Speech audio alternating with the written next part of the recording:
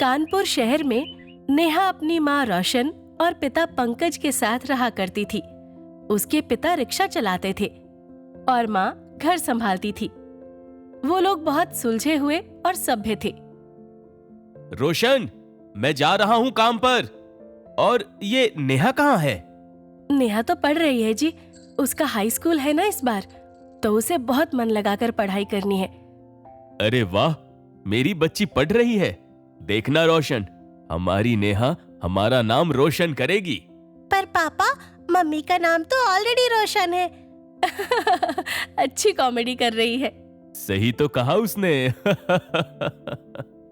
हाँ ठीक है, अब आप जाओ। पंकज रिक्शा चलाने जाता है, लेकिन उस दिन रास्ते में एक अमीरजादा अपनी कार से उसे टक्कर मार देता है। टक्कर में उसे तो बस हल्की खरोंच आती है, पर उसका रिक्शा टूट जाता है। अरे, जा कहाँ रहे हो? मेरा रिक्शा तोड़ दिया, पैसे निकालो। अब्बे, तू मुझसे पैसे लगा भिखारी? रुक, अभी तेरी अकल ठिकाने लगाता हूँ। उस अमीरजादे ने पुलिस बुला ली। पंकज चिल्लाता रहा, पर उस पर झूठा केस लगाकर जेल में डाल दिया गया। रोशन को जब पता चला कि पंकज को झूठे केस में फंसा दिया गया है, तो उसकी दुनिया ही उजड़ गई। घर में कमाने वाला कोई नहीं था।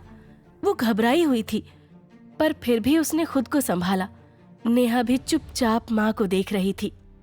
माँ, अब हम क्या करेंगे? पापा को तो पुलिस ले गई। हमें हार नहीं माननी चाहिए बेटा, घर तो चलाना ही होगा। रोशन को कोई और काम नहीं आता था, लेकिन उसने पंकज को रिक्शा चलाते हुए देखा था। उसे याद आया कि उसने एक दो बार मजाक में रिक्शा चलाने की कोशिश भी की थी। अब वही मजाक हकीकत बन चुका था। उसने नेहा का हाथ पकड़ा और रिक्शे के मालिक के पास पहुंची। मालिक, मेरा आदमी जेल में है, हमारे पास खाने को कुछ भी नहीं है, प्लीज मुझे रिक्शा दे दीजिए, मैं चला लूंगी। तेरा आदमी मेरा रिक्शा तोड़ चुका है और अब तू आई भीख मांगने? मालिक, मेरी हालत समझिए, मेरी ये बच्ची है, भूखी मर जाएगी, रहम करिए मालिक, रहम करिए। अब ठीक है, रिक्शा ले जा, पर इसे सही करवा कर ही चला पाएगी। रोशनी किसी तरह पड़ोसियों से उधार लेकर रिक्शा ठीक करवाती है। जैसे ही वो पहली बार रिक्शा लेकर निकलती है, लोग उसे देखकर हंसने लगते हैं। अरे औरत रिक्शा चलाएगी, बस यही जमाना देखना बाकी था। अरे इससे अच्छा भीख मांग लेती। अब तो हमारे शहर की नाक कट गई भैया। रोशन सब कुछ सुनकर भी चुपचाप अपना काम करती रही।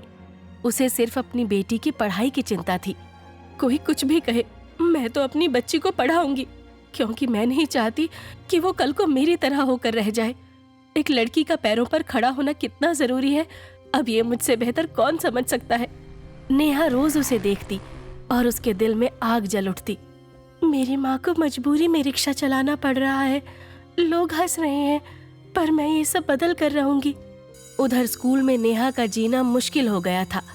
क्लास में बच्चे उसका मजाक उड़ाने लगे थे।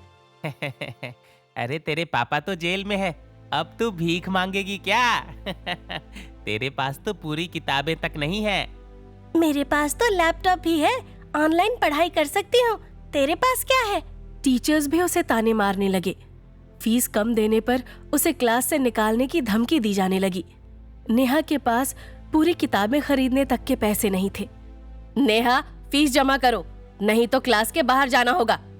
मैम, पापा जेल में है, माँ रिक्शा चला रही है, थोड़ा समय दे दीजिए। स्कूल है ये, कोई अनाथालय नहीं, जल्दी कर जो करना है।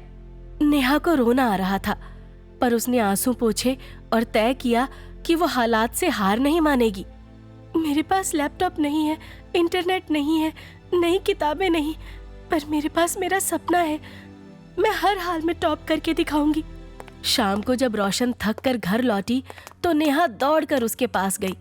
माँ, मैं बहुत पढ़ूंगी, बस तुम हार मत मानना। तू तो मेरी ताकत है बेटी, मैं हारूंगी नहीं।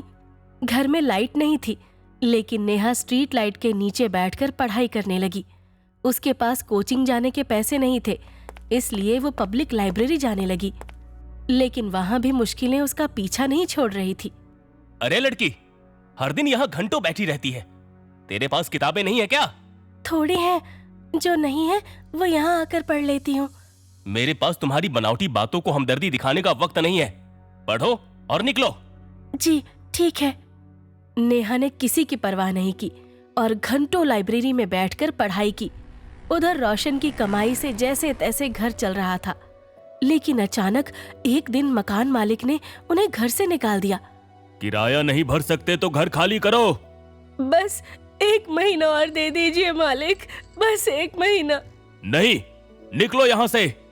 अब नेहा और उसकी माँ सड़क किनारे टेंट में रहने को मजबूर हो गई। रोशन ने दिन रात रिक्शा चलाकर पैसे कमाना शुरू किया, पर इससे बाकी रिक्शा वाले जलने लगे। उन्होंने कुछ गुंडों को भेज दिया, जिन्होंने रोशन पर हमला कर दिया। बहुत पैसे कमाने लगी है ना, अब देख तेरा क्या हाल होता है। बड़ी आई, तुझे औकात दिखाते हैं। हमले में रोशन के दोनों पैर टूट गए। वो अस्पताल में भर्ती हो गई। नेहा अब बिल्कुल अकेली पड़ गई, लेकिन उसने हार मानने से इनकार कर दिया। हालांकि रोशन बिस्तर पर लग चुकी थी और घर चलाने का कोई साधन नहीं था। तब नेहा ने खुद रिक्शा चलाने का फैसला किया। माँ, अब मैं रिक्शा चलाऊंगी। पगली, तेरी पढ़ाई का क्या होगा? माँ, मैं पढ़ाई भी करूंगी और रिक्शा भी चलाऊंगी। देखना, मैं टॉप करूंगी। सुबह सुबह नेहा सवारी लेकर निकलती, फिर स्कूल जाती, फिर लाइब्रेरी में पढ़ती और रात में फिर से रिक्शा चलाती। जब ट्रैफिक सिग्नल पर गाड़ियां रुकती तो वो जल्दी से किताब निकालकर पढ़ने लगती। लोग उसे देखकर हंसते थे। अरे रिक्शे वाली भी पढ़ाई करेगी, हाँ? इसको कोई समझाओ, पढ़ाई हमारे जैसे लोगों के लिए होती है। हाँ, मैं पढ़ूंगी और टॉप भी करूंगी। धीरे धीरे बोर्ड परीक्षा नजदीक आ गई। अब नेहा को दिन रात पढ़ाई करनी थी। उसने रिक्शा चलाना बंद कर दिया, जिससे घर चलाने के लिए पैसे नहीं बचे। रिक्शे का मालिक रिक्शा वापस ले गया। पैसे नहीं कमा सकती तो रिक्शा क्यों लिया? दे इधर। पर कोई परवर नहीं, अब तू देख कि घर कैसे चलेगा। अब नेहा किसी से उधार लेकर घर चलाने लगी।